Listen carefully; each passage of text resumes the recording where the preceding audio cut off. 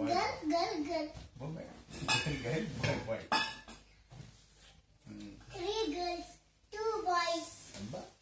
Two girls, two boys. Three girls, two boys.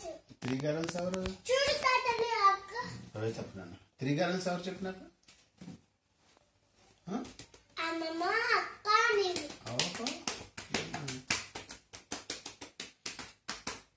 ఇంకా అది బాలే నొక్కాలి ఇలాగా అది వెనకాల ఇలా చేయొచ్చు కదా. గట్టిగా నొక్కు ఇలా జుట్టు లాగాలి గట్టిగాను అప్పుడు బాగా వస్తుంది మసాజ్.